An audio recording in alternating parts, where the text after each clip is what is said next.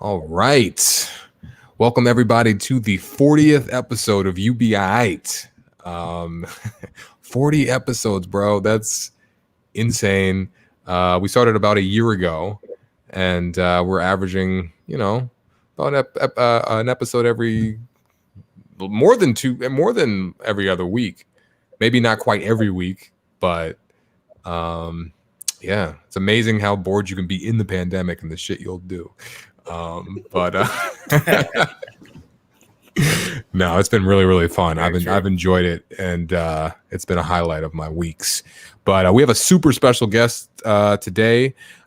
We've got a very, very funny comic from Philadelphia, third runner-up to Philly's funniest, by the way. Super excited to have him on the show. And he's got a lot of cool things to talk about and some exciting things coming up. So we're happy to have you, Gary. Thanks for coming on. Super excited, man. So maybe you can tell the people a little bit about like who you are. And if I don't know if you want to get into the exciting stuff you got coming up, but we can talk about that too. Yeah, for sure. So yeah, like you said, I'm just I'm a new comic. I would say I'm fairly new on the scene, right? Been here a couple of years now. But yeah, just trying to make a splash, make a name for both myself and like the guys that I'm working closely with, and really just trying to put Philly on the map in a big way. And I know, Manny, you're kind of doing the same thing. I mean, you guys have some exciting stuff coming up as well. So just in that same vein, both trying to put on for local comics and bring people to Philly, right? Because I think we have a lot of cool stuff going on. In and around here, but we have a monthly show at Pensport Beer Boutique in South Philly. We do the last Tuesday of every month, showcase style show. We have anywhere from 6 to 8 comics, and then we're doing our first paid show or ticketed show at the Ruba Club. It's going to be October 23rd this month. So that's more of a formal, I guess, show. MC feature headliner lineup. Nice. Okay, I think you're cutting out a little bit. Larry, is he cutting out for you? Yeah, kind of, but I mean, I heard it. Yeah, I understood what you were saying. You said the Rupa Club. So I know you do the Pensport Beer Boutique showcase, which for those who don't know, it's a showcase Gary does in South Philly, and it was awesome. I did it in late July. But you do it at the end of every month, and you guys have been killing it. When I was there, you had, I mean, probably 100 people who just came to watch comedy, which is hard to find in Philadelphia when you're just putting on these showcases. So, yeah, especially on a Tuesday, right? I don't know how we. Yeah. What made you think of that, to start that showcase? How did that come about? I mean, so we wanted to have a showcase for a while. And it's one of those things you throw 100 darts at the board and whatever sticks, and that was kind of the one that stuck. But I mean, I was going to places for months asking to have a comedy show during the week or on the weekend, whenever. And then finally I stopped by Pensport. Just so happens it's right around the corner from my house. I should have gone there first, but I stopped by Pensport and they were like, yeah, we'd love to have a show. I mean, from there, it just, the rest is history. Yeah. How did you guys get the word out when you were doing that? Because I mean, when I was there, like I said, y'all had, I mean, it was dozens of people. I don't know the exact number, but it was a lot of people. So how did you get the word out? Dude, I go to work, my day job, and I print out these flyers. I print out 300 flyers and I just hang them up all around the neighborhood. Yeah. I think I saw them. I just walk around. I'm pretty sure I saw, because it wasn't far from my house. So I was like, that was another good thing for me. Selfishly, I was like, this is not even far. This is the closest show I've gone to, and it's got the most people. So I'm excited to go. But, so Gary, what's your day job? Say it again. So what is your day job? Oh, I'm a construction project manager. Nice. I actually did not know that. I don't know what a lot of people do. I know people have day jobs. I just we all know what you do because everyone talks about it. Because I put it in a joke early on just so people. Oh, really? I was just trying to have something memorable, different about my set. I just literally have one lawyer joke. That's it, and I never use it after that. But people remember that shit. So, but do you find that when you do this comedy, it's kind of the same is it the same kind of crowd that comes out and you start knowing people that come out to your shows, or are they totally different all the time? I mean, a little bit. I would say if you do like the same room kind of over and over, but I mean, recently I've been traveling. Like last night, I had a show in Oxford, Pennsylvania. So I mean, that's one of those places I would never go unless I was getting paid to go there for a comedy show. So completely different crowd, different people, but everyone likes to laugh, man. It really does unite people. That's what I love about it. So why wouldn't you go to Oxford? Is it like a Larry the Cable Guy kind of crowd, or what kind of crowd is there? A little bit, definitely a few cowboy boots and cowboy hats in the audience. I don't know how to describe it. It's like small town USA, man. But it was great. It was a lot of love. Everyone was happy and smiling and engaged. But yeah, definitely, it felt like you were somewhere in Texas. I don't know. That's it was just funny. that kind of. That's is that a Soul Jules production? Yeah, production for sure. Got you. Yeah. So, Soul Jules, those shows are always fun. They're different than like going in the city. Like the crowds are like a little bit different. Like just demographic, but like you said, everyone loves to laugh, and it's cool to see. The crowds can be very different, but like jokes working here and they're also working here. It's just like, it is one thing that kind of connects everybody though, is like everybody, especially right now, everybody's trying to laugh. I've noticed like crowds are like more excited, I think, about comedy. I didn't have much experience, and Gary, you probably had even less experience like before the pandemic, because like you and I are both pretty new in comedy, but like I can even tell the difference between like after the pandemic and before. Like I really think people appreciate it more because they realize they can go back in lockdown. So Gary, how long have you been doing comedy? Yeah, so I'm right around that 2-year mark. And if we weren't friends, I'd be lying about that. But I am right around that 2-year mark. I hate when I get that question from like older comics, like, "How long you been doing it?" Well, it doesn't fucking matter. Am I good at it? You know what I mean? Like, yeah, but, that's hilarious. Yeah, would you lie? You would lie and say longer? Oh yeah, I would say like 8 years for sure. No, I know it is a little awkward, and Gary is a good comedian. He's also a younger comedian. You and I think you started like, you and I both took Chip's class, right? Like at Helium, but I think you did it in the fall and I did it in the summertime of 2019. Oh, okay, yeah, I did. Yeah, yeah, yep. But like, in the beginning, like I wouldn't tell people either. I would be really awkward about it. Like I would be like, I would just say a few years. Yeah, exactly. So whatever, you get that judgment like immediately. But someone told me early on, like literally like maybe the second or third open mic I went to, somebody was like, because I was telling people like, oh yeah, I just started, and then some guy like pulled me to the side and was like, yo, if I were you, I wouldn't tell people how long you've been doing this, because like when I walked in, I had no idea how long you've been doing it. Like you could have been doing it for years. Yeah. Like people get weird about stuff like that. Like just don't say anything. And like I took that advice kind of seriously, and I mean, I tell some people no. I mean, but I'm not as weird about it now. But like when you very first start, people can get weird about it if you do well, and they're like, oh, I don't know. So my question to you, Gary, is this: so before you started doing stand-up, like how long did you know that was something you wanted to do? Like when did that, how did that journey begin for you? Sure. So, well, for me, I've been writing jokes for a while, but it kind of like that stepping onto stage is a huge hurdle. At least for me, it was.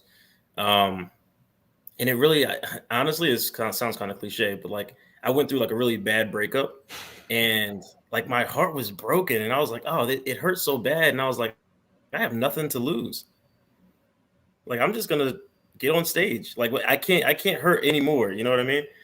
And but then I did it, and it was like the best thing I ever did. Nice. It's like you had to be suicidal to like start comedy, basically. Honestly, yeah. It's like, fuck it. My life, dude. Yeah, there's nothing else. Fuck it. Yeah. A bomb can't hurt me. I don't care what these people think. I'm gonna just try it. And then you were like good at it. And you're like, oh shit. Actually, I think I might just keep doing this. I just had a bad night. That's all. And I didn't expect all this, but that's hilarious. So when did you start writing? Like, would you actually write like jokes, or like were these jokes that you were writing like as if you were a stand-up, like before you actually got on stage, or were they just like random jokes, just funny things you thought of?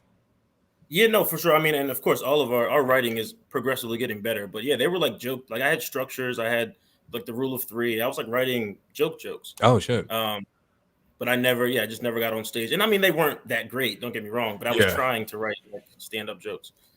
Gotcha. And we're like, I guess I'm assuming you've always you've been a fan of comedy. If you were writing jokes, like who were some of your, I know this is cliche, but who were some of your like comedic influences? No, for sure, man. I've got to say Dave Chappelle. I know everyone says that, but he is just he's the GOAT, man. Dude, he's amazing. Yeah, for sure. But I'm a big like Hannibal Buress fan. Been on him for a little while. Funny. And even like the new people I just found out about, like Sam Morrill. I mean, he's just a great joke writer. Yeah. He's pretty awesome. And then like the local people, like we mentioned Chip Chantry, I think he's just awesome, dude. I still go to him for advice every now and then, like right now. Yeah. Yeah. I have a question. Like, I feel like a comedian that is underrated, and I'm not in the comedy space, but I think just from a comedy consumer point of view, in the comedy space is Jamie Foxx. And the reason why I think so is I feel like because he's so talented, he's this, he sings and he does all this. I mean, he plays the piano. Like, didn't he win the Grammys as well? I don't even remember. But he's like a not even quadruple threat. He's like a 5-time threat. However you say that, or something. Yeah, like he also acts, and I feel like the whole thing about him being a stand-up comedian, nobody even talks about that anymore. You know what I mean? Like, it's like the thing he's worst at, and he's great at it. Like people like, oh, that's not even what you're known for, but he would destroy you. Like, don't forget, like, he destroyed someone's career. Did y'all know about that? Did they scrub that from the internet? They may have. That was the. What was that guy's name? I don't even remember his name. Doug Williams. Doug Williams. Did you hear about this lie? Do you know about this? Williams? No, Doug Williams. You don't even know him. You never heard of this dude because he was. There was one that I know of. I think it was somebody's roast. And it was sitting on stage. I was basically saying, "This is your." Conscience. Yeah, exactly. This is your conscience. I mean, that is my literal nightmare. Like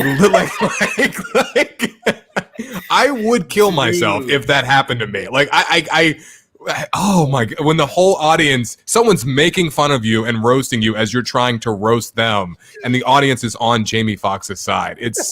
Bombing. As you're currently bombing. Bombing's already bad.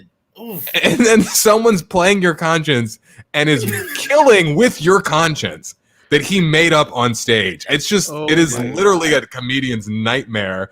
And I have not heard from that dude since. That's how funny Jamie Foxx is. Like, and again, that's like the thing he's like least known for, and he's still better than he's amazing. So I mean, I feel like it's I've seen some of his. Many years ago, he was on, I think he used to be on Comic View as well. I don't remember. Oh, for sure. Yeah. And like recently, I just saw some of his old stuff, and I was like, oh, yeah. This is he's really, really funny. Yeah. Sometimes you forget because when people like act for a while, like you forget like someone like Damon Wayans is like amazing at stand-up, but you think of him as like My Wife and Kids and stuff, which I love that show, but you forget like, oh yeah, this dude is also an amazing stand-up comedian. But yeah, no, Jamie Foxx is a beast. But yeah, so Garrett, so you're writing stuff. you're writing jokes down, and you're not getting on stage because you're afraid to get on stage, or like what's the thought process there? You just don't want to. I'm just afraid to get on stage. I mean, I have a joke book. I even like went to a couple of open mics. This is when I lived up in like North Jersey. I was in Harlem, Brooklyn for a little while. Okay. So I was like, I would go to open mics and I just couldn't get on stage. Like I put my name in it was like a bucket list or whatever. And I just left. I would just leave. Like I can't do this. Yeah. I get it, man. It's such a terrifying, such a terrifying feeling. I mean, it's literally like you're about to jump out of a plane or something. I mean, just something like, I really don't want to do this. It's people ask me if it was like stage fright. I was like, it wasn't, because I wasn't even on. I didn't make it to stage. You know what I mean? Like, just general fright.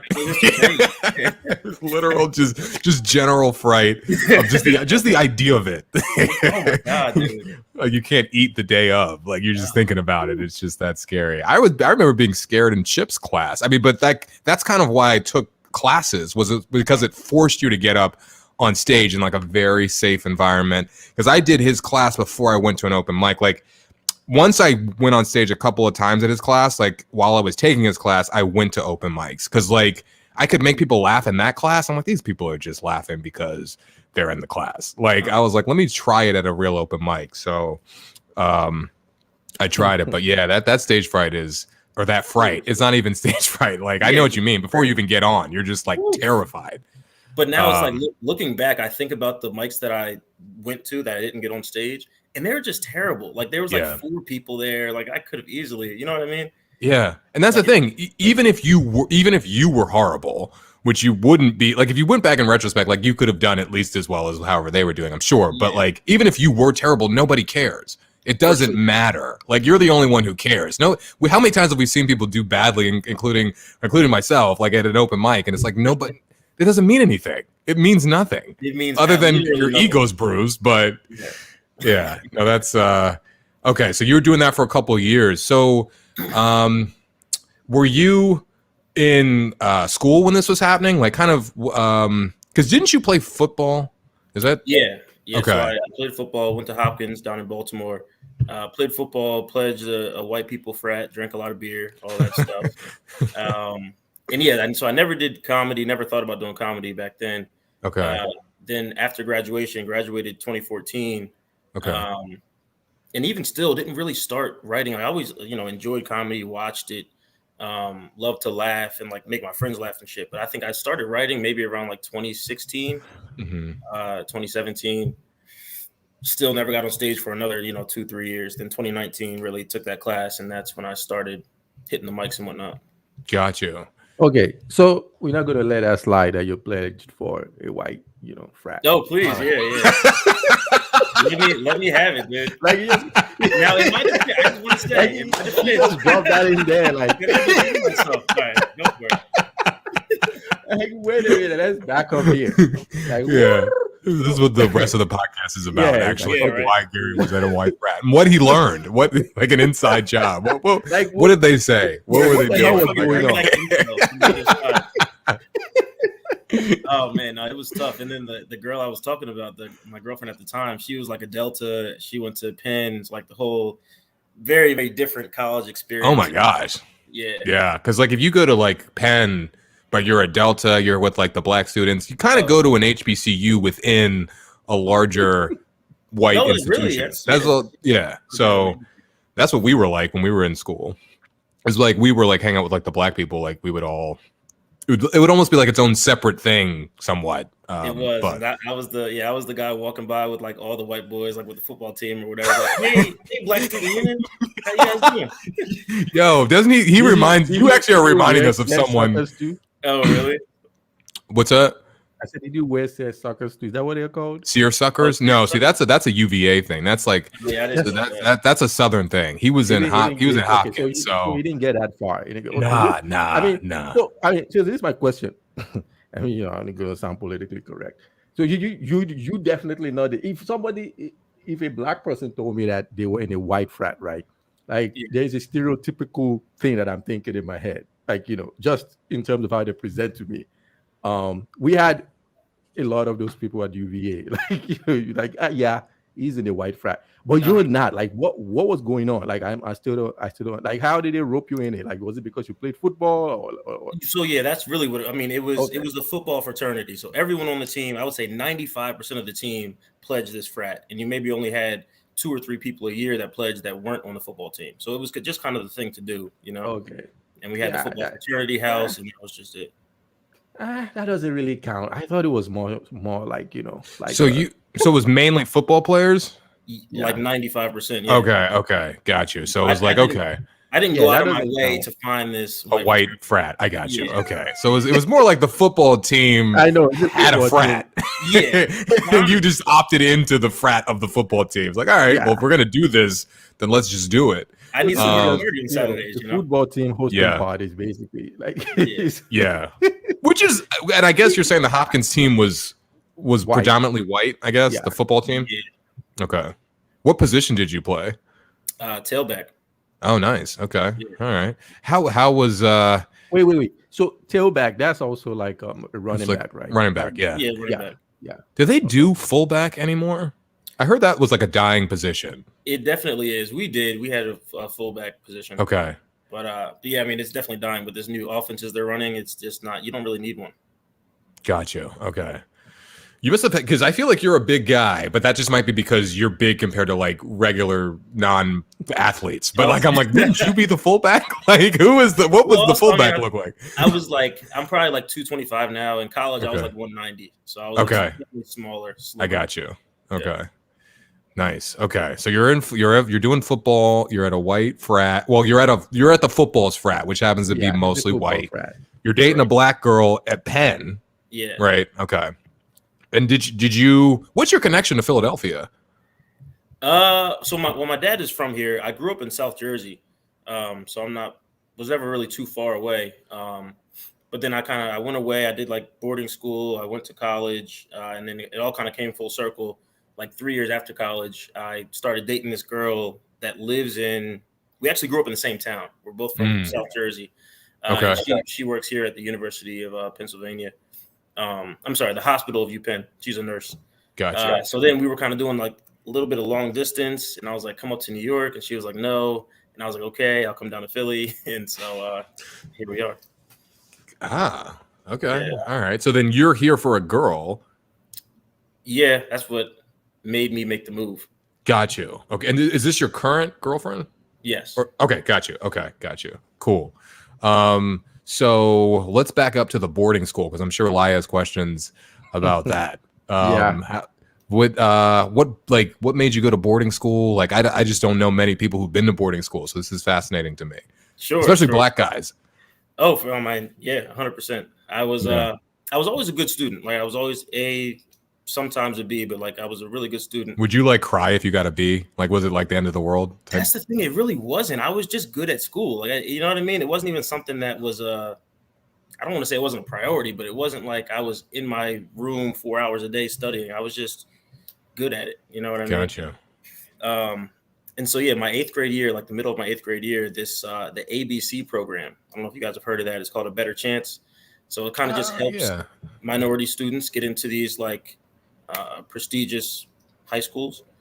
So they came, they gave a whole presentation, and my parents were just blown away. They were like, Gary, you're going to one of these schools. It's a great opportunity. And that was that. Yeah, okay. This SSAT test, I ended up getting like placing in the 88th percentile. So they were like, oh, Gary, you got to go to these schools. You got to interview and all this stuff. So that was a whole process. Me as like a 13-year-old, it was a lot to take on. But yeah, ended up going to the Petty School in Hightstown, New Jersey. Okay. So, how far away was that from your home? Not too far, only about 40 minutes. But I was a boarder. So I stayed on campus. How diverse was this school? Not very diverse at all. We maybe had, so the entire school was only about 400 kids, maybe about like 30, 35 black kids. Okay. All right. I mean, yeah, that's not terrible. I mean, yeah, absolutely. But what I'm getting is you're just good at shit. Like he's like, yeah, I just did school and was just good, and then did football, was good, and then did comedy and just good. And the thing is, I'm not and I think I have that like personality because I'm not the most talented person in my family in any of these arenas. Like, who are your parents? Like the Obamas? What if your dad was Obama? Is your dad Shannon Sharp? Dad is. Yeah. Did you say he is? That would be hilarious. Pretty cool. I know, right? That would be hilarious. But no, yeah, my brother played football at UVA. You know, my sisters, like, double master's degrees. Like, yeah, they're impressive. Nice. Okay. Cool. What year was he at UVA? Your brother? He's 5 years younger than me, so he graduated 2019. Is he like in the NFL now? No, he didn't go that route. So he's actually out in Kansas. He's the assistant to the athletic director at Kansas State University. Okay. Yeah. Gotcha. So we probably just missed him because we graduated UVA in 2015 with the law school. So I think he probably came in, I guess, the fall of 2015 or whatever. Cool. All right. So, but yeah, no, that all sounds really cool. So you're at boarding school. Sorry, go ahead. So you played football in high school, and your high school had just about 400. Is it like an all boys high school or what? Like, no, it was co-ed. It was co-ed. Yeah, that must have been a really small football team, right? Or I mean, if the whole high school was like 350, 400. Yeah. Don't you have like 50 folks on a team? Like, no, yeah, we definitely had some practices where we didn't have enough kids to like play 11 on 11. You know what I mean? We didn't have enough kids to scrimmage. That is crazy. So it was, yeah. Yeah, wow. Then that's a good point. It's like half of the class has to play football. Yeah, exactly. I know.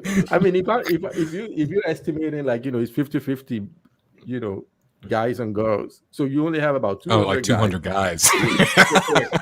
But the thing about those kind of schools is they do a lot of recruiting. So that's right. So they're like good. Yeah, I mean, try to be with a lot of yeah. But yeah, no, they recruit for sure. I mean, they're grabbing 8th graders or reclassifying sophomores and juniors, Wow. Okay. We also had PGs at my school, postgraduate players. Okay. So gotcha. Cool. So what do your parents do? So my dad is in I was gonna say he's in pharmaceuticals. That's pretty vague. He's was he in sales? I mean, I think when you say that, I think of sales. Yeah. No, I don't know. He's a director of QA/QC for Sanofi. Got you. I couldn't even tell you what they make. I want to say they make like some sort of cancer treatment drug. Okay. But yeah, he's like a biology major, all that stuff. My mom she works for what's formerly known as DIFUS. She's a social worker, caseworker. Way too hard, but she loves it. Just working with people, helping people. She was a substitute teacher for a while. But yeah, then she kind of got into the casework. Okay. Gotcha. Do you think what did you study in school? Civil engineering. Wow. So you were an engineer turned comedian. Yeah. Well, he's still an engineer, but he's an engineer and a comedian. I mean, I asked Manny this when he told me he was doing comedy. So if money wasn't an issue, right? Like, obviously a lot of comedians, especially people that are starting out, it's hard to kind of like go in full time if you at the beginning and whatnot. Like, is this something that if that wasn't an issue, you would rather do comedy full time? Oh, for sure. Yeah. Look, man, I get a couple more of these Soul Joe's checks, and I'm gonna be in it. Putting in your 2 weeks. I'll be done. Exactly. Let my job know. Oh my gosh, that's so true. Oh man. So Joel, shout out to Joel Richardson. He does pay well and he has fucking amazing shows. So yes, he does. That's hilarious. But yeah, no, it's one of those things where it's like I don't know. I'm sure you feel this too, Gary. It's like when I do it, it's like, damn, why can't this just be? Why can't I get paid for this? Why can't I just get paid for this? Like a job. You know what I mean? Like I would just do this. Like it's not even like I hate my day job, but like no. It's so much better being a comedian. Yeah. It's like, and it feels natural. It's, you know what I mean? Like, it's one of those, like, oh, this is what I'm supposed to do. I get it. Like, why can't I just do that? I'm still contributing to the society somehow. Just pay me, you know, and I could live off of it. But it's not quite that easy. But I totally get it. I think that's what kind of sucks too. Like, it's, how should I say that? It's not, I'm not saying it's easier being like a struggling artist, but like I have a pretty good job, and I live at this level. Where's my hand? At this level, and for me to quit that job and then go to making whatever comedy would bring me would be a major shift, right? Yeah, it's something I've been trying to rationalize in my head. Like, damn, I got to get a different car. I got to like. life, you know, like, you made too much too quickly, and now you can't. Because it'd be one thing if like you're just starting out, you're like, you know, you've never had like a real job. You're like an 18-year-old just doing comedy. You have nothing to lose. You never had anything. Exactly. So it's like, who gives a shit? But like, you know, you have a real job with a 401k and all that shit. It's like, yeah, man. I'm not gonna. Like, I have things now. I have a couple. You know, I that's a wild shift. And you're looking at some of, you know, how much comedy pays. Like, damn, unless I'm Bill Burr, it's not. But the funny thing is, and you know, I'm not in the comedy space, so I don't know. In my mind, I feel like just because of how you know, social media and basically mainly because of social media, like in my mind, I feel like it's probably easier to be successful these days than maybe 10, 15 years ago if you were a comedian. Am I totally off, or is that true? And the only reason I'm saying that is because I feel like, you know, for some musicians, for instance, they've been able to do things like, you know, produce their own songs and do all sorts of things independently, and, you know, being able to. There've been quite a few artists out there that are independent and they've done okay, but I don't know. In my mind, I just think, you know, maybe for comedians as well, it's the same. If you, but maybe it depends on the kind of comedy that you do as well. So I would say, oh, sorry, go for a minute. No, you can go ahead. You can. I think I have the perfect example of this, right? So last night we had this show, and this kid Christian, he's like 22, but he's TikTok famous. He has like 2.4 million followers on TikTok. He's been doing stand-up for like, I don't know, 8 months or something like that. And he's not bad, but he's already like headlining shows. And it's not because he's great at stand-up. It's just because he can put asses in seats. Yep. Right. He's selling tickets already. And that's the name of the game. Right. So you can really get your name out there. And look, I'm not mad at it. Hey, get it how you live. Right. Right. I can't hate on it. But because he's literally doing what every comic we know wants to do. For sure. He just figured out a different way to do it. But like, the dream is to headline. Like, if I could just headline theaters and I have my audience, like literally people there to see me, and I'm selling out, like, you know, theaters or whatever, like that's the dream, right? Like, to be able to express yourself like that. But they just found like a different route. But I actually opened for somebody. This is a weird story. So there's this she's Instagram famous, she's social media famous. Her name is Miss Charlene. She has these like videos on I guess Instagram or YouTube or whatever, and she's like a 30 something year old black woman, but she plays like an old black church woman, kind of Tyler Perry-esque, but she has like almost 1 million followers on Instagram. And someone reached out to me, I guess her manager, and they reached out to me and asked if I could open for her, like at Punchline, like a couple weeks ago. And I was like, sure. She was like, yeah, just, you know, as long as you can do 10 minutes, like no cursing, like, we'll pay you whatever. And I was like, okay. And then I get there and the place is sold out, and everyone there is there to see just this person, who her real name, I think, is Christiana Nee. Christiana Nee Porter. And she's really, really nice. And she's actually did stand up before she did this character. So she got good at stand up, but like she created this character online and then got this following. And you can tell when she's performing, oh, she's done stand up before. Like, she's not just like someone who got famous on the internet and is like trying to figure out how to entertain a crowd in person. Like, she understands performance. So it was just an amazing thing to watch, but it kind of opened my eyes. It's like she's literally doing what everyone I know wants to do. She's headlining Punchline has like 300 people in there. She's crushing for an hour, like with her fans. She's just crushing the whole time. That's and awesome. Like, oh, you're living, you figured it out. Like, so it's wild. But that's a natural progression, right? Because she did the stand-up first. Yeah. And then she got the character, and now she's doing stand-up and I guess mixing it in or whatever. Yeah. And, that's more. I can't imagine doing 45 minutes without knowing how to do stand-up. You know what I mean? Like I couldn't do 45 minutes right now. Right. Yeah. I mean, and I try at stand-up. Like that's my main. That's all I can do. Like is stand-up, and I would be struggling to do that. But no, I agree. Like, I mean, I'm also like old school, and like I'm kind of like bougie and like a purist, about that stuff. I agree. Like, get your money, and I think it's inspiring. But like, part of me is like, oh, you're not doing it the right way. Like, I'm kind of like a curmudgeon a little bit about it. But at the the question: do you want to quit your day job or not? So yeah, but do I want to quit my day job? Do I want to put on a wig just so like I can get followers? Like, that was the option. Like, put this wig on, motherfucker. So you gotta do work, dog. Yeah, I probably would put on the wig. I probably would just put on the wig. Just suck it up and put on the wig. Yeah, it's almost like if you almost have to think. Not even almost. You really have to think about it like a business, right? Almost like totally. Yeah, it's definitely a business. If you have a business.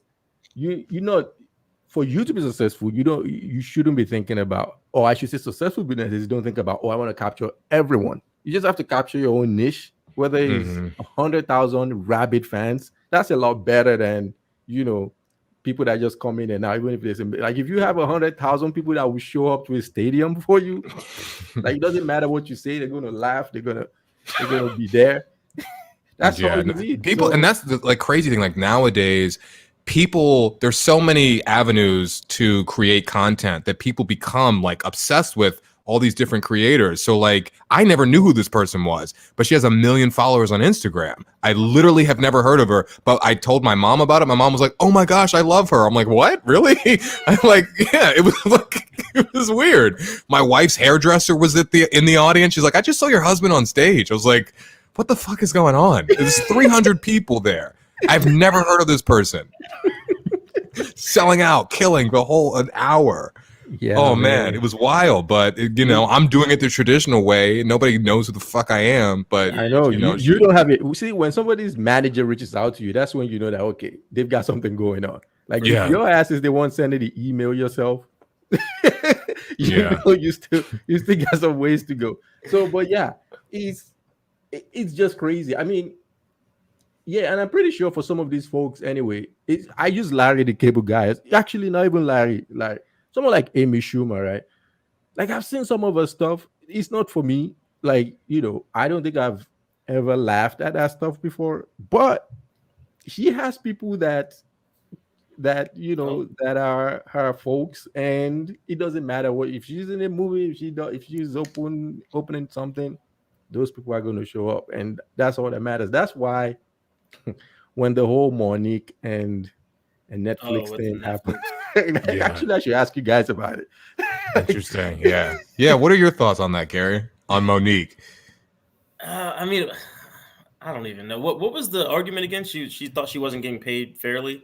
Yeah. They offered too low first. Yeah, because they offered like Amy Schumer more. Yeah, she was comparing herself and Chris Rock and Dave Chappelle. Yeah. So I think my thing is like if she's arguing that she's a legend, you are a legend, definitely a legend. That doesn't mean that you're relevant though. It doesn't, you know what I mean? It doesn't mean that people want to see you right now. Boy, if Monique listens to this podcast, man, she'd be like, "Oh, have you ever seen her on the Breakfast Club, like talking to Charlemagne about it? It's the funniest thing I've ever seen." But she's like, "Brother." Yeah. It's like, oh my gosh, it's so funny. It's like, brother, seriously, go and listen to it if you haven't heard it. But like her talking face to face to Charlemagne after he talks so much shit about her is the funniest thing. He's so uncomfortable. It's like he's getting chewed out by his aunt. Yeah, and it's so funny. He's like, I mean, I was just trying to say. It was really, really funny. But I mean, but but it's cool though that she. I'm also like supportive of her too. Like, hey, do what you got to do. Like, stick up for yourself. Like, I think, I think if you stick up for yourself, people will think twice about how they deal with other people and black women of color. And I'm not saying, but I totally agree. Like, it might just be that Amy Schumer can sell more tickets at the time. That's but odd, or it was too, in my view. Like, I don't think it has anything to do with, comparing yourself to Dave Chappelle. See, if Dave Chappelle is not even as fun, it's possible that you ask someone, they're like, you know what, I actually think Monique is just a funnier person than Dave Chappelle. Like, maybe that's true, maybe that's not. Yeah, someone could say but that. If you're gonna go on tour, guess who's gonna, or you have a Netflix special, who's gonna sell more tickets?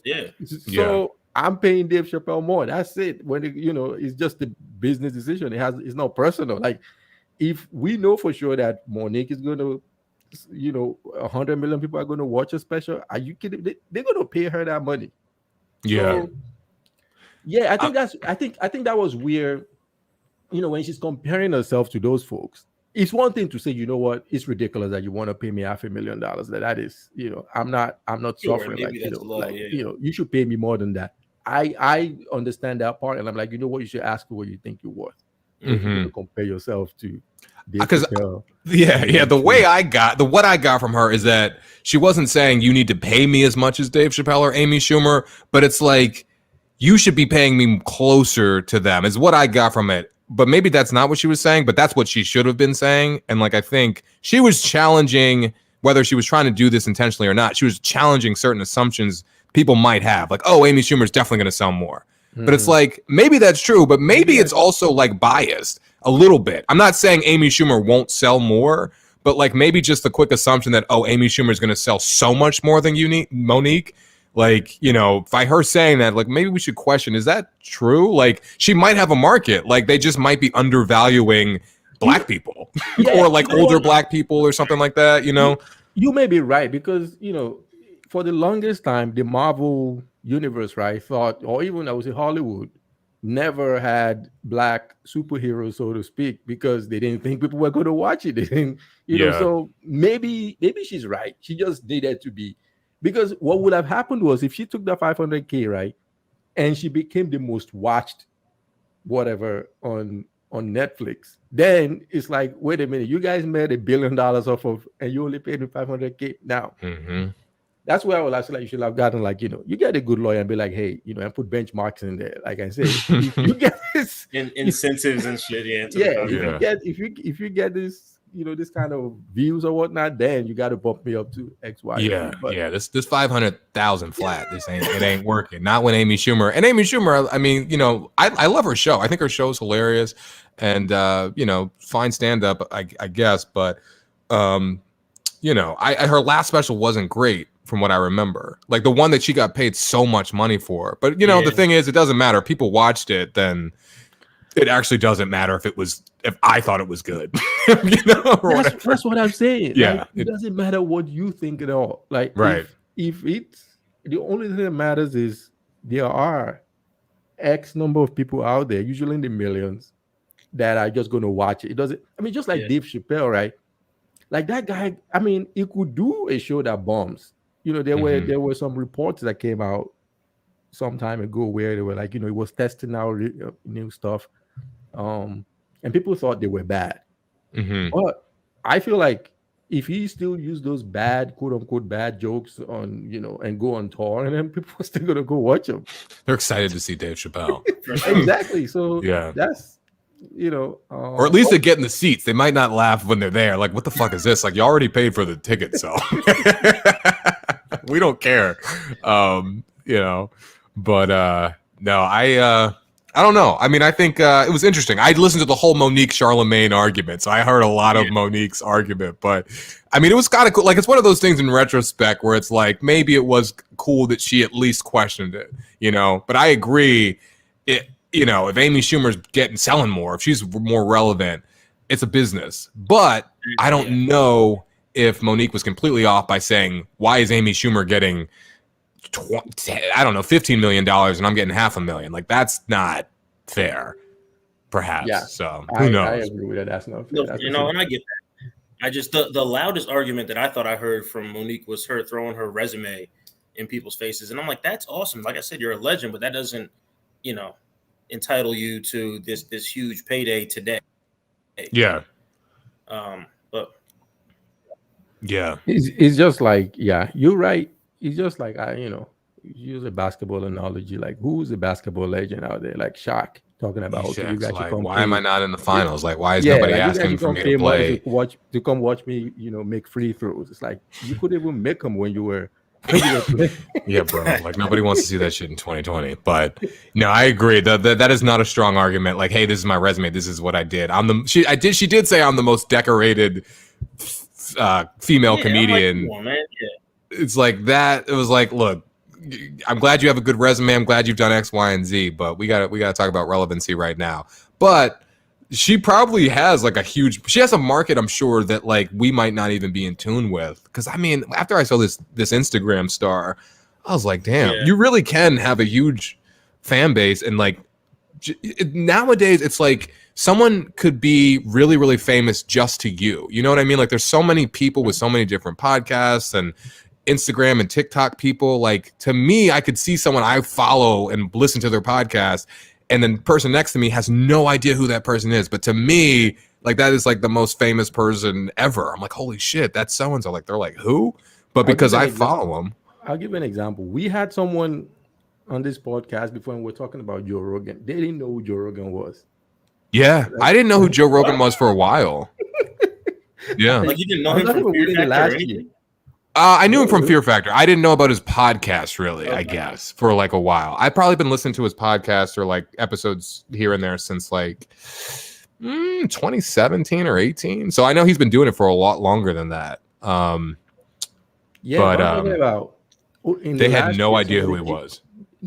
Do not know who Joe. So, I mean, that really tells you we all really live in our bubbles. Like, And I'm still, the more I feel like the more comedians I talk to, I'm realizing there's so many comics that none of us have ever heard of that are making hundreds of thousands of dollars a year. You know what I mean? Like they're very well off just from like traveling and performing, but like no one really knows their name. Mm-hmm. You know? Yeah. There's so many corners of society, so many conversations going on at the same time. Kind of back to your point with what's her name? Miss Shireen? Miss Shirlene. Yeah. Miss Shirlene. Yeah. Like huge following. I've never heard of her, but it's so easy to be extremely successful and still kind of have your name fly under the radar, you know? Yeah, I think that gives me hope. I'm like, that's the goal, right? Yeah. Could you imagine like being that successful, but like only your fans know you and like you can still go to the grocery store and all that stuff? Like that would be incredible. Like even someone like Brian Regan, who I know a lot of people know. All comics tend to know who this guy is. I didn't know who Brian Regan was until I did comedy. But he's this guy. I mean, he's like, you probably don't know who he is, but he's like this like comic who like all these comics like freaking like say he's like one of the best. And he's this guy who's clean in his material, so he does really well with like religious communities. Like he does well with like with Mormons and stuff. But also like people who aren't Mormon or religious like him too. They just think he's funny. But I mean, like I would have no idea who this dude was until I got into comedy. Yeah. The one person I can think of in music is this guy that used to be with like with the Outkast crew. What's it? CeeLo. Oh, I thought you were gonna say Farnsworth Bentley. That's Diddy. Sorry, I don't know why he popped into my head. Did he do stand up? Sorry, not to derail. He may have. I thought okay. Anyway, that would be really funny. I would love to see him pop in. I was just gonna say CeeLo. Like I feel like he's not anywhere popular in America as he is overseas. Oh, is he huge overseas? Oh my God. Like this guy will sell up stadiums like in Australia, in Germany. And I mean, I don't think it will sell out Starbucks in really? Jeez, like that drastic difference. Get him at an open mic. He's so big. Live, like you just bombed on this man. Oh my God, destroyed his whole life. No, but that's true. I mean, I'm not going to a CeeLo concert. I mean, unless someone gives me tickets, and even then, I don't know. I mean, does anybody want these CeeLo tickets to this local Starbucks?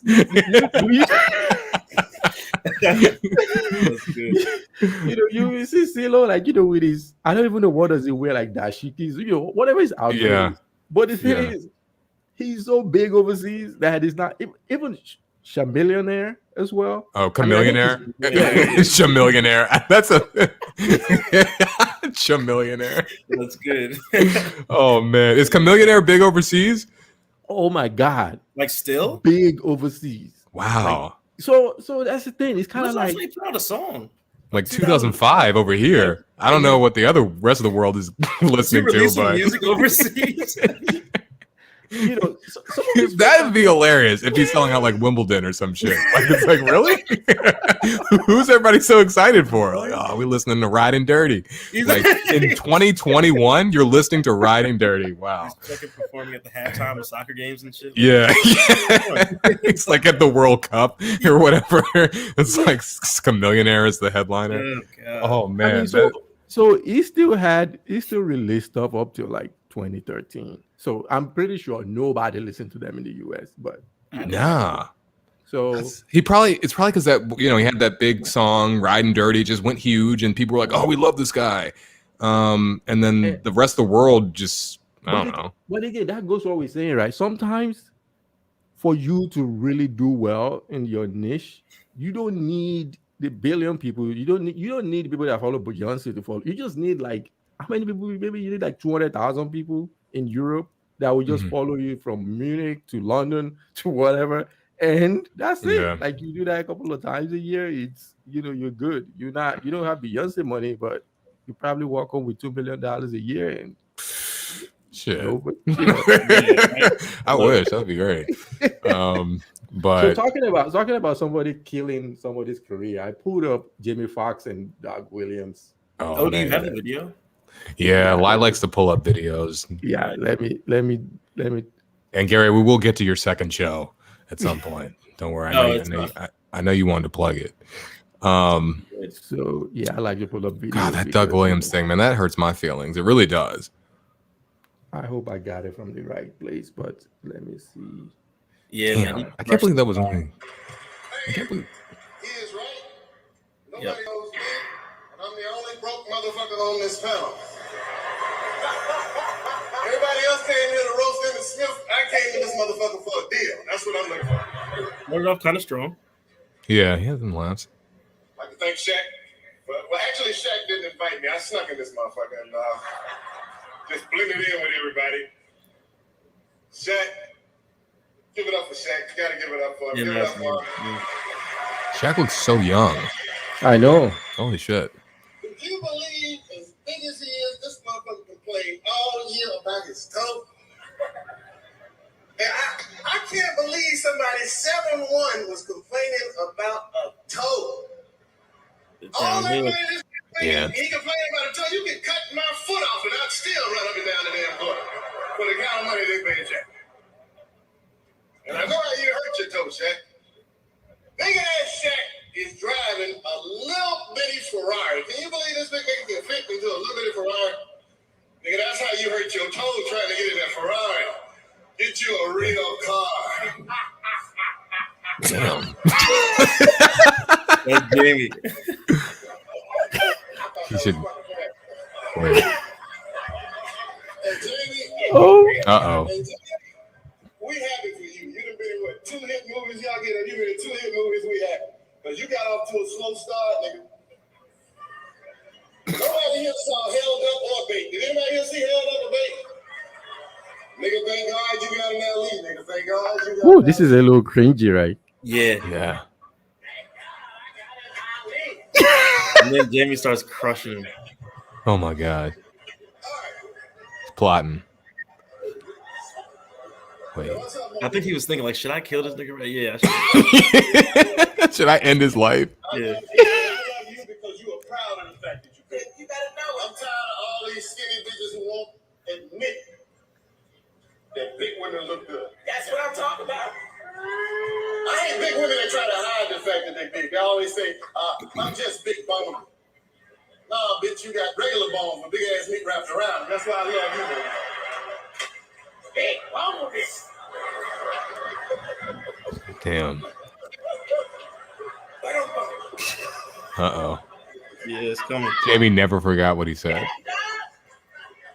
And Mike, what the hoes at, man? What the hoes at? I came here to get some of these hoes, man. You got no hoes?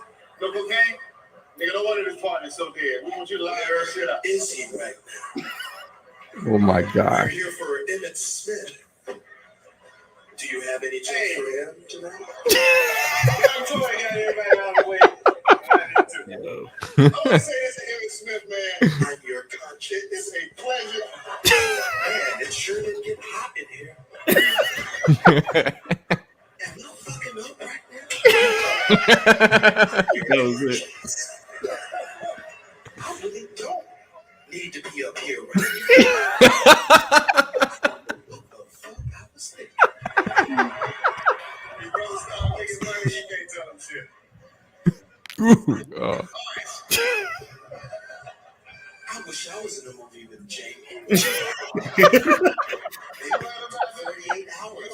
Right about that. 72 hours. In fact, nigga, I need a co-signer. Can you co-sign on the car for me? I just did another joke that didn't go over. Oh man, that would hurt my soul. Oh.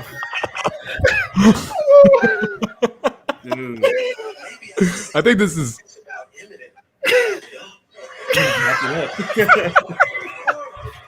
Maybe I should talk about how black people have to struggle. Yeah, that'll get them on my side.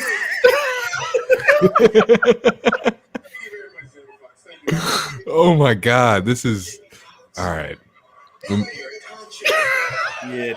Oh my God. All right, man. That's Oh man, yeah, that's that is that's more than enough. That's plenty. Wow, that's oh man, that is oh good God. Yeah, that hurts. That one hurts because he never, man, getting roasted in front of millions of people like that.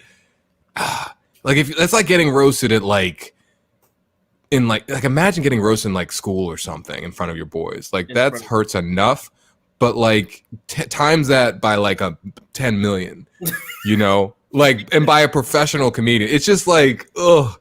I would probably kill myself after that. I probably would. I think Doug Williams must have. I haven't heard from him since. I have not heard from him.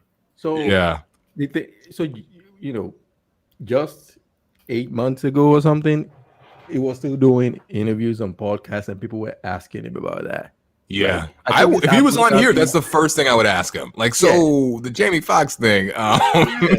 How you feeling from that? Yeah, like you all right? You recover yet? I mean, like this happened like I don't know, maybe 20 years ago. Maybe, yeah, it was, and the funny thing was Monique knew he was bombing, and like, it was just a weird vibe. But she was just like, he tried to pander to Monique, right? Yeah, he tried to pander to her, and she was like, okay, baby, like, you know. Yeah. But it was just so uncomfortable. Man, but why did Jamie do that, man? I want to ask him about it. Like, I know. Let's bring him on the podcast and be like, yo, why did you do that? Bring him on the podcast. Bring on Jamie Foxx. That would be amazing.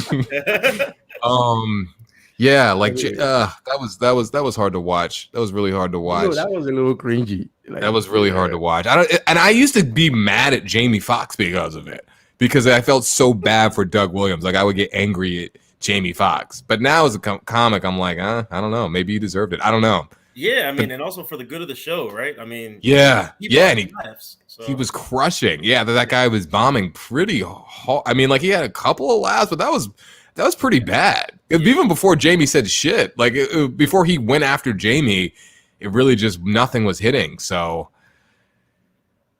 man, that was uncomfortable to watch. Dude, oh my God, 2003. Damn, 18 years ago. So, yeah, that was wildly uncomfortable. But yeah, Doug. Ugh. I mean, Jamie. So I heard Jamie talk about it, and I think Jamie felt he was just getting a little too big for his britches, so to speak. The other comic, and I think there was a moment where he was like, "Should I destroy him?" And he just went for it. He was like, "Yeah, I don't know."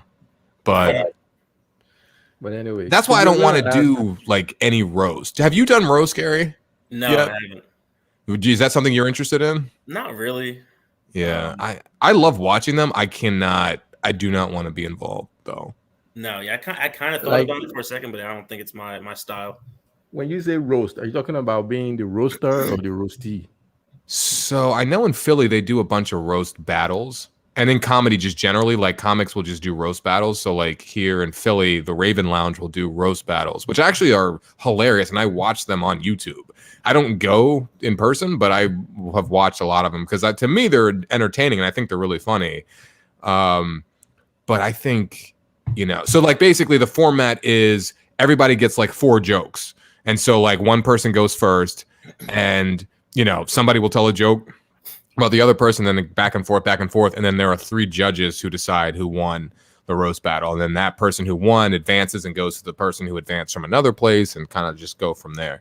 So would the comedians be making jokes about each other? Or? Yeah, and nothing's off limits. So this is the equivalent of like freestyle battles. So right, exactly. Yep. Yeah, for sure. But just directly at one person, yeah. So and like nothing's off limits. Like I've seen people talk about people's dead parents. Like it's just they just go in. Like it's just, and you all agree to that. It's like you can do whatever. Whatever you think is going to be funny and get a reaction from the audience. Got it. So this is a situation where you kind of even know these people. So you would, you know them from the scene. So these are like your peers. Mm-hmm. Which to me, that's I love watching it, and we've got some fantastic roasters in Philadelphia. Some really, really funny roast. But it's just not me. I'm trying to get along with everybody. Like I'm not trying to make enemies. Like I try to be above the pettiness. But and also I don't want to I would get embarrassed on a level that I don't think I could handle if someone did really, really well. You know what I mean? Yeah, totally. I don't know if I could handle that. Like I might cry or something. Like there's like, oh, that was the nigga who cried. Like at Raven.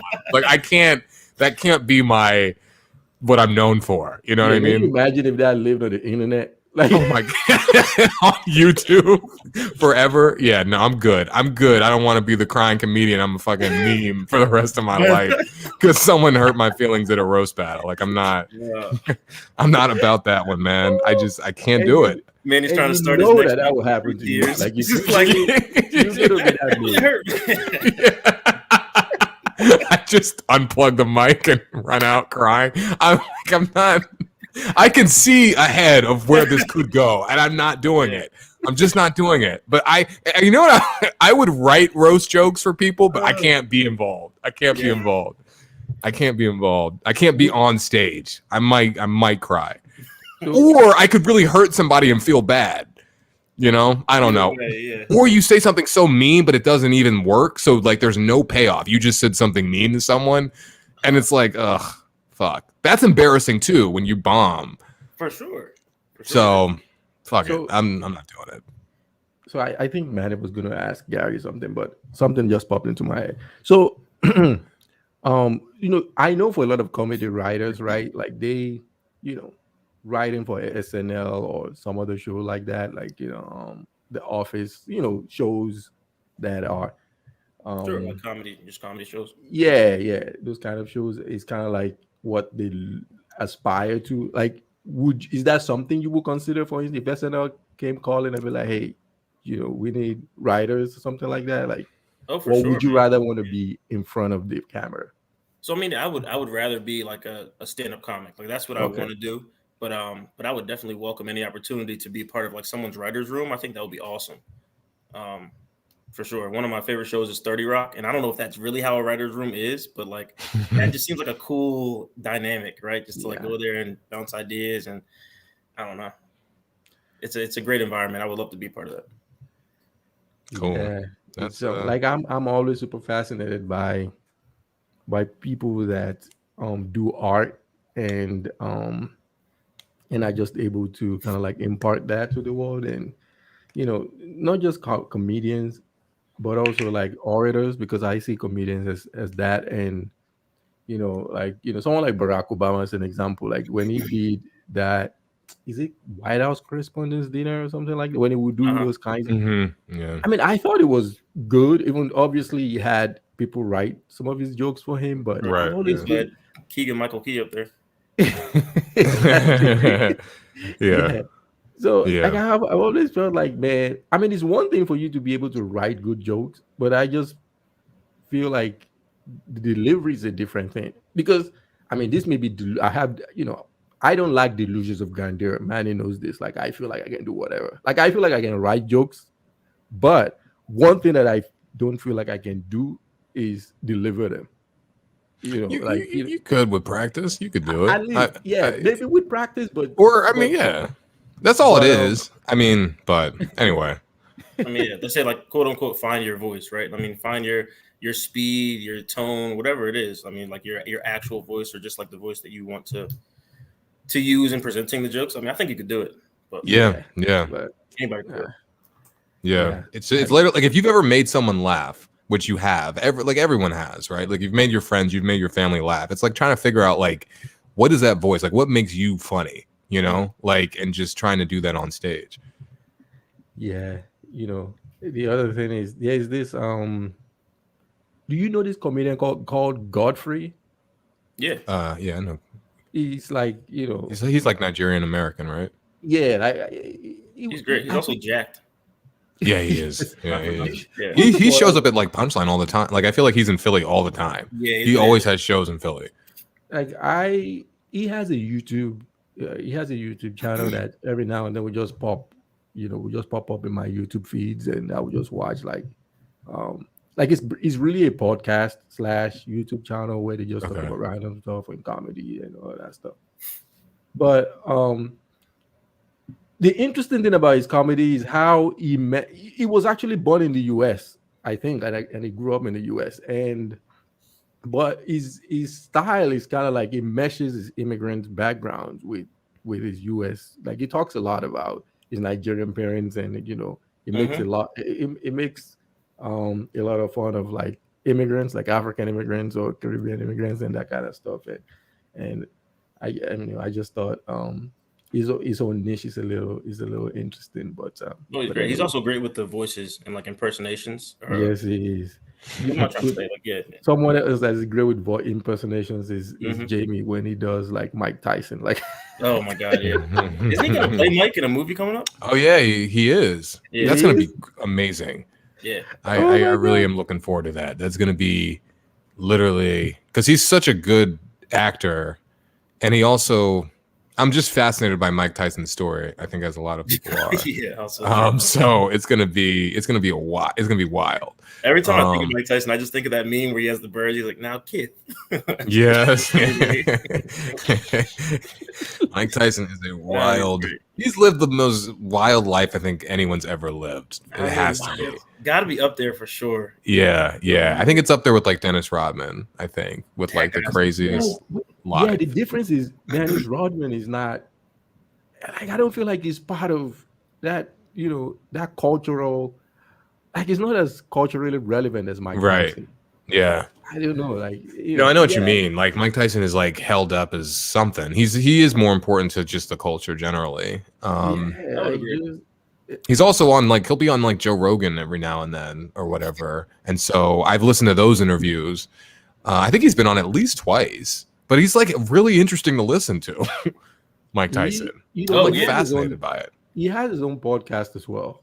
Oh wow, I didn't know that. But that doesn't surprise me. It's wild. Like a lot of people follow it. Like it has a lot of followers. It will have boxers on, but also just regular folks. This is like super specific, but I don't know if you've seen the episode of Mike Tyson's podcast where he had Lil Boosie on there. No. All right. So first, you should listen to it. But I'm gonna have to listen to Boosie's like pretty hard on like the LGBTQ community or whatever. Yeah. And Mike Tyson basically brought him on and was like, the reason you don't like gay people is because you're afraid of yourself. And there's like a 5-minute clip where he just like is hammering Boosie, and it's fucking bone chilling, dude. Oh my gosh. No, I think I did hear about that. I didn't see it, but I did hear about that. So he tells him about himself. For like 5 minutes. He gets real, and it's like Mike Tyson is like a big ass dude, and it's almost like he was like, "You're afraid of yourself. Like you're afraid of yourself." He's like, "Would you say something like that to a real man or something like that?" I'm like, "Oh shit! Like this shit is getting Boosie just shits his pants. Basically, he's like, "Oh yeah, you have a good point. Good point." Yeah, that's hilarious. Yeah. No one's gonna. It's not like he's gonna talk back to Mike. It's like, let me tell you what I think. No. You're just gonna sit there and be like, all right, no, you make a good point. Yep, I am a bitch. Like, yep, exactly. That must be something, right? If you're Mike Tyson, you know that you can say anything to 99.9 out of 10. That's true. and you know that they can't get it like directly to their face. Yeah, you don't talk behind anyone's back. You tell them directly. You know, that's a good point. I should tell them right now. And it's like he calls them up, just like, you're a bitch. Or goes to their house and calls them a bitch. Yeah, he doesn't even talk behind people's back. He doesn't have to do that. We all have to do that. The dichotomy of Mike Tyson also is his persona doesn't fit how he talks, right? Like, given he's a big puncher and all that stuff, like he has this soft voice. Very soft. Like if you didn't know who he was and you just heard his voice, you would just you just think he's a regular guy or something like that. And it's kind of like that safety, that hard-hitting safety that used to play for Pittsburgh Steelers that had long hair. Palomalu? Yeah. Have you heard him talk before? Like, nah, he had beautiful hair though. I wish I had that hair. Seriously. I wish I had that hair. That hair was beautiful. Man. Oh, he had this like soft voice. Like he would do interviews after he just knocked somebody the hell out. And it's kind of like, we just think. All right. So I think because we're talking about Mike Tyson lie, we have to ask Gary the first question we ever asked on this podcast. So the first episode we've ever had on the podcast, we started talking about Mike Tyson, and Lie asked me if I would ever get in the ring with Mike Tyson if I was paid enough, and how much would I have to be paid? I think that's the question, right? Something like that. And so I guess the first question is, is there any situation, Gary, where you have to take Mike I guess we can take Mike at the shape he was in recently, because that's what we were talking about, right? Remember he got like in shape for an exhibition fight in last year. Yeah. So would you get in the ring with Mike Tyson? Was it Roy Jones? Roy Jones. Yeah. So Gary, and you're bigger than we are, so maybe your answer's different. But would you get in the ring with Mike Tyson and fight him? What did we say? Was it a round or was it like a whole? Yeah, like would you? And if you would get in the ring with, like, you could say no, I wouldn't get in the ring with him. It doesn't matter. I don't care how much you pay me. Or would you get in the ring with him? And if you would, how much would you have to be paid to get in the ring with Mike Tyson and like legitimately try to fight him? Yeah, man. Yeah, I mean that's not a good decision to make. It would have to be enough to cover like medical expenses. Like it would have to be insurance involved. I mean, there's just a lot of things. You're putting your life on the line. It would have to be a lot of money. It would have to be like six figures, like high six figures. High six figures. So under $1 million, but under high $6 figures. Yeah, I think it was something like 700,000, something like that. You know what I mean? It have to be a good offer. See, I think both of y'all are crazy. I'm like, fuck it, I'm good. Like, you can just keep it. I'll figure it out. I'll put on a wig. I'll get on Instagram. I'll do what I have to do. But I'm not. Like, I am not under any circumstance. I'm good. But I'm a bitch. Like, I'm a bitch though. So like, I mean, I don't know, because you could die. No, you could legitimately. I don't know if I'd do it. Yeah, Lai said you would do it for. I think Lai said $500,000.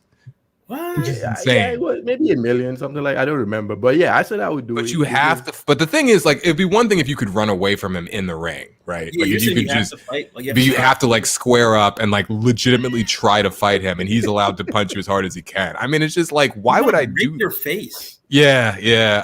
I'm okay with that. I think I'm changing my answer already.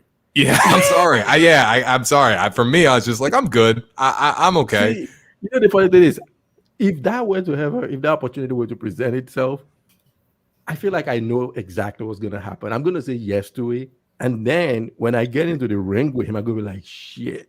Never mind. Yeah, you literally shit. Like, you literally take a shit right there. What did I just do? Yeah. Would you leave? Would you like... What if they had someone there like guarding you, like you had to stay? I would start crying. I would literally start talking to him, like, "Look, man, I didn't mean it." Like, I don't know what I would do, but he's had real fights against real boxers where they just like took one punch and laid down. Yeah, that was what I was saying, right? Like, I was saying, okay, Okay, what about? So that's Mike Tyson at 50 years old in the best shape of his 50-year-old life, right? But okay, what about in his prime, Mike Tyson? Is there under any circumstances you would get? Yeah, that's not gonna. Yeah. Like 20-year-old Mike Tyson, like 1988 Mike Tyson. There were real boxers, people that box for a living that wouldn't go into the ring with him. Every now and then I just watch videos of him training back then. Like, Jesus Christ, man. Yeah. No, I feel bad for the punching bag. I know it's not even a person, but I'm like, could you chill on the punching bag? That's mean. It's terrible. It's terrible. Like, even if you look at his recent, where they got in shape for that exhibition, whatever he did you see how he was going on the pads? Yeah, when he was. That is great. But you know what? What's this guy's name? Evander Holyfield. Did you see him recently? Like, no, was he shit too?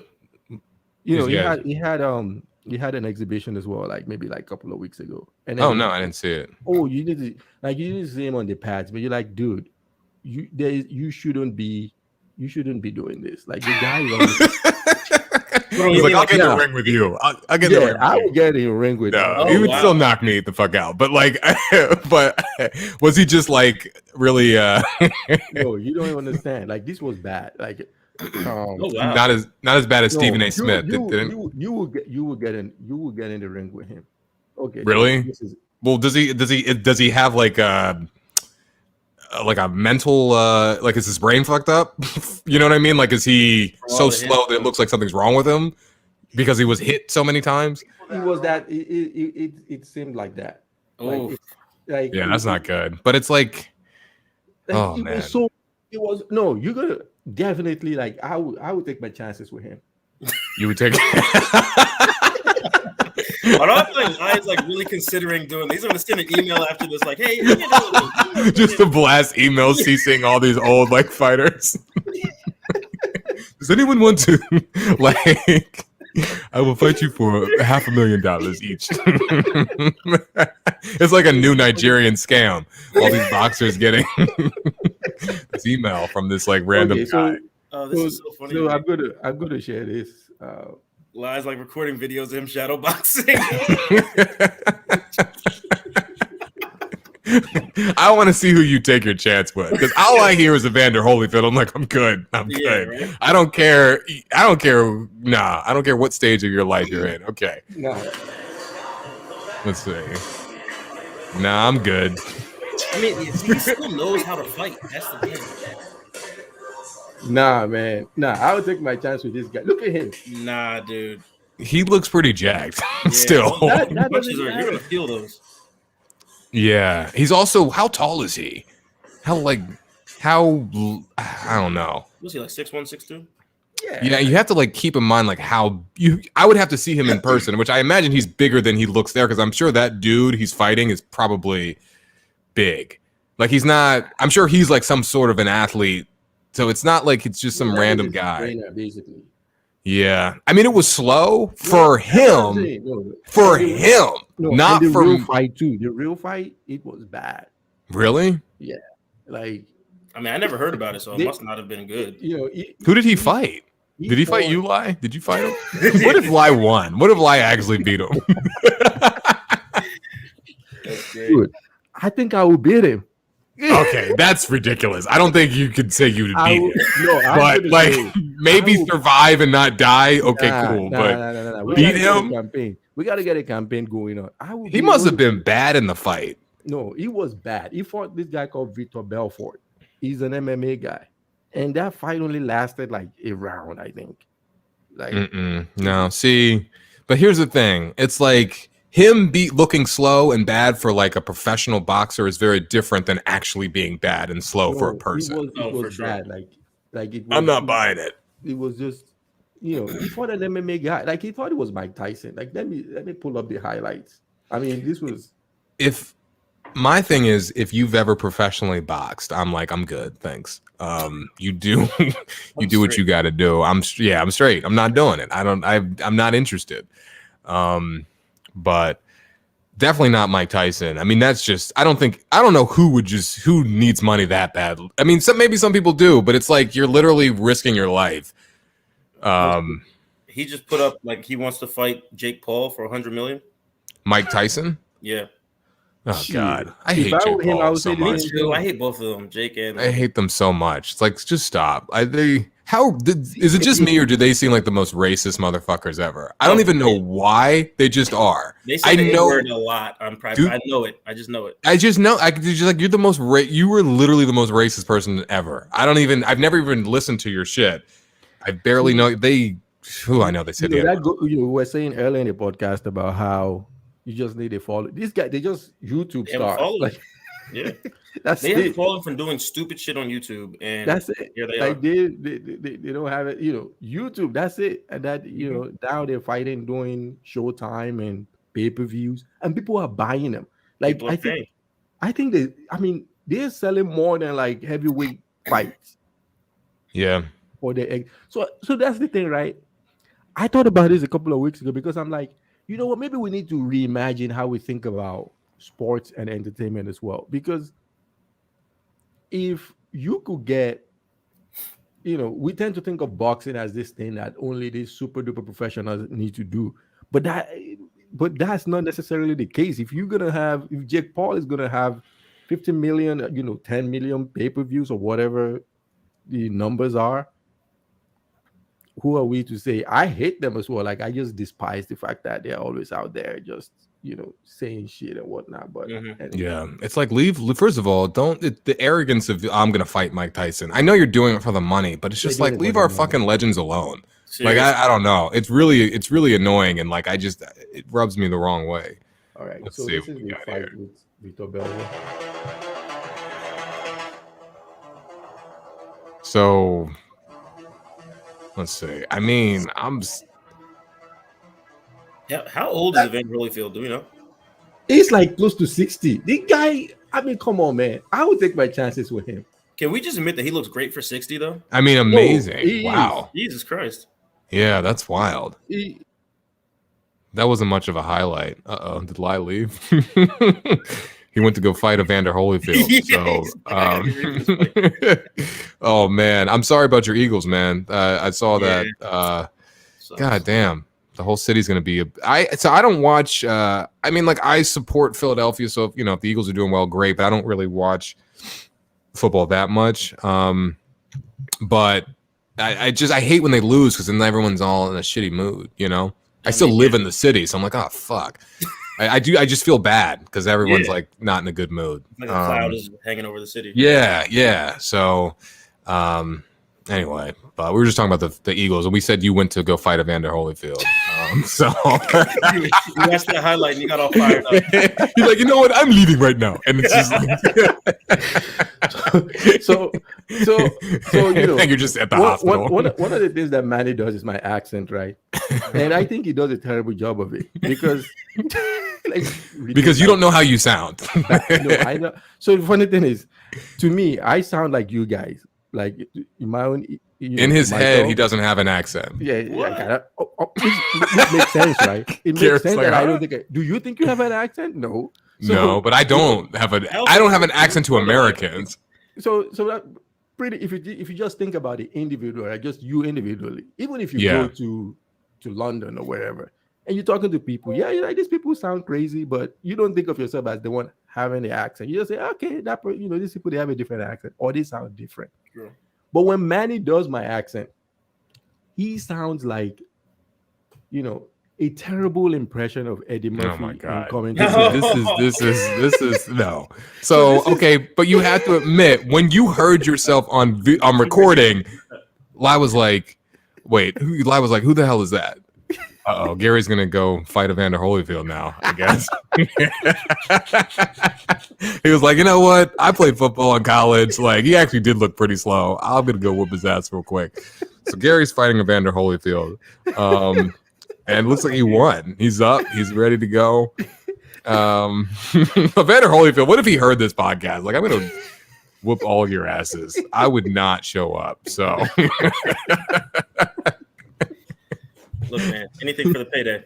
Yeah, no, I hear you. But anyway, so Lai heard himself one time on a recording, and he had to even admit, he's like, oh shit, I do have an accent. Like, he assumed he was going to just sound like me on the recording. I'm like, nah, like, which is fine. I don't even remember. When was this? I think this was in law school. It's like the end of law school where you had to admit you're like, man, what the hell? Like, I didn't like. I thought I sounded like Manny. Like, no, why would you sound like me? What? I don't think I sound like you. Like, like, no, this is so Manny does my accent like this. Like, what do you think you're going? Like, I'm like, I don't sound like that. Just now, you sounded exactly the same. You didn't change. That was what he said. I don't sound like that at all. Yeah. And it's funny thing is, like, people are like, oh, man, you do such a great lie. I'm like, he doesn't think so, but people love it. I got to put lie in my stand-up. I have to, like, introduce you, though, like, as a person. Because you have to, like, know.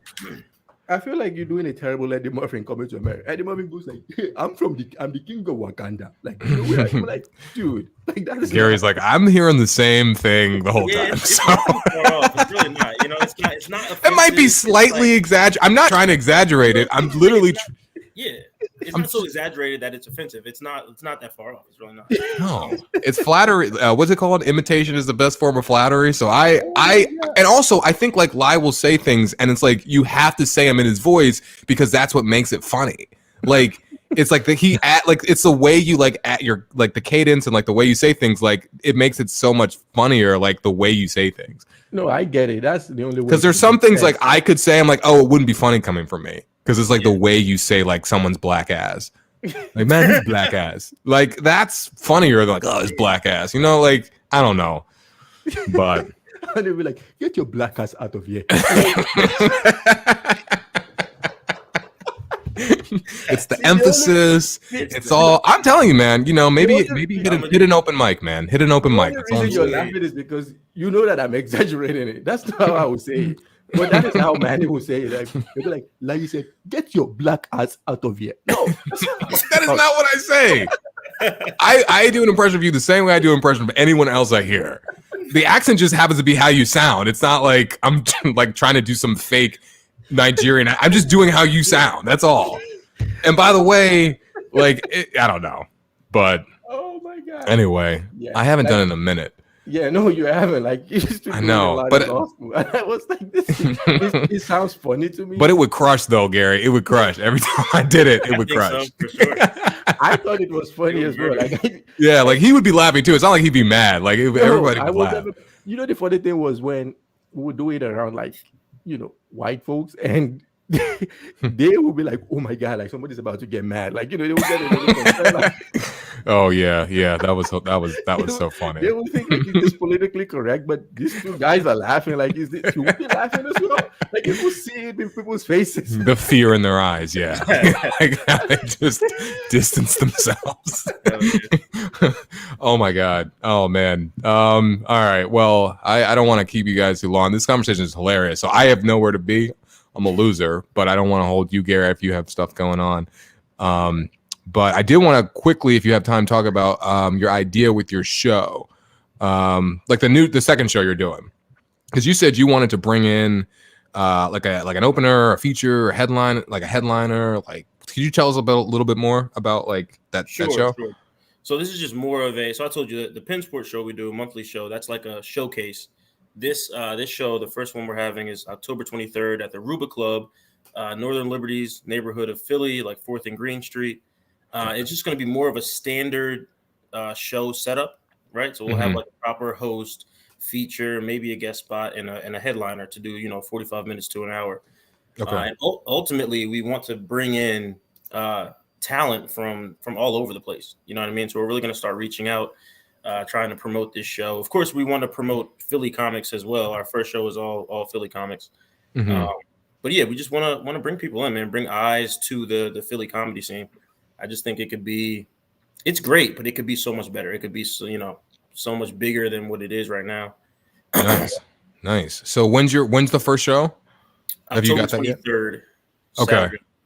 Who's on the lineup for that? So we have Matt Peoples hosting. Lemaire Lee is on it. Rob Cody is also featuring, and then Cassandra D is going to be our headliner. Nice. So you got some freaking killers on the lineup. Oh yeah, it's going to be a good show. Nice. Yeah, that's going to be. All of those people are hilarious. Philly comics, and I agree with you. Like there's a lot of talent in Philly. Like just being around the scene, you're like, God, there's so many funny people here. And it's really cool that you're trying to get them more visibility and get more shows. And who you're running it with? Are you running it with Rob Cody and Nikki P? Nikki P. Yeah, so that's kind of our production team, if you will. We go by Two Dudes and a Dad. So you can follow. Oh, right. Okay. So it's part of the same brand. I got you. Same brand. So this is all under that kind of umbrella. Two Dudes and a Dad. Okay. Nice. And are you doing the same type of? Selfishly, I'm asking because I'm also promoting my own show. So I'm trying to. What are y'all doing? How you promoting this stuff? Are you doing? If you were running something called Next in Line Comedy, let's say with Tyler Wolf, how would you go about that? You know what I mean? Yeah, man. But yeah, like how are you promoting the same way? Like, are you doing different things because it's like kind of a different because it's like a paying show as opposed to like a free show? Yeah, so we kind of have like the three ways we do it, right? So we have the Penn Sport show. We've been promoting at that show, right? We kind of get our email list. We have people write their emails down. So we're shooting out email blasts to those, those customers, whatever you want to call them, audience members.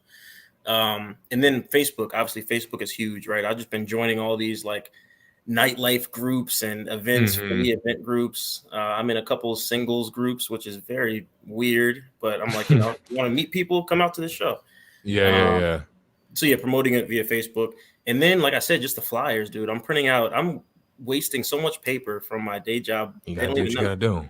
I'm printing out. I was literally gonna do the same thing. I talked to Nikki P and he was telling me y'all printed out like 300 flyers. Dude, I'm like, I gotta go to work and I gotta print out a bunch of flyers. Yeah, and I'm just hanging them up. I'm probably gonna like later today just go hang up some flyers on telephone poles. Yeah. So just all around the city. The old fashioned, And you guys are on Eventbrite, I'm assuming? Yeah, Eventbrite. Okay. Cool. $15 in advance, $20 at the door. Okay. Yeah. Nice. That sounds like a great idea. I've never heard of the Ruba Club, but it's I'm assuming it's a good space.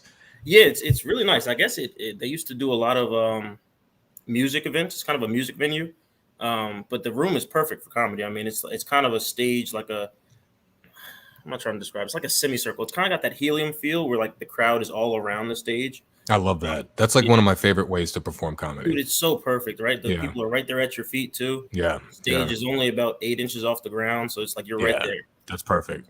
Yeah. No, that's really good. Yeah, we our show is at Frankie Bradley's, and we have like a similar setup with the stage there. It's got that like semicircle thing, and a short stage. It's so good. That's why Helium's so good. It's like the stage is like so short, and you're kind of just right there. So intimate. Yeah. It's awesome. No, that's really, really cool. Do you have any shows for you? Just you're trying to promote too? Like, where can people see you around wherever? Sure. So I have October 5th. I'll be in Upper Darby. Okay. At the Wilson's Secret Sauce. It's like a barbecue joint. I've never been there. It's a funny name. I can't wait to make fun of it on stage. Oh, yeah. That's October 5th. And then October 22nd, I'm actually opening for Rich Voss down in Wilmington, Delaware. Yeah. Oh, that'd be great. Is that like at a theater or something? Or is that? It's at Wilmington Brew Works. So I think it's a brewery down there. Okay. Apparently they have a stage. I'm not sure of the setup, but yeah, Wilmington Brew Work, October 22nd. That's going to be awesome. There's 2 shows that night. He's performing twice. I'm on the 7:30 show with Ryan Foster.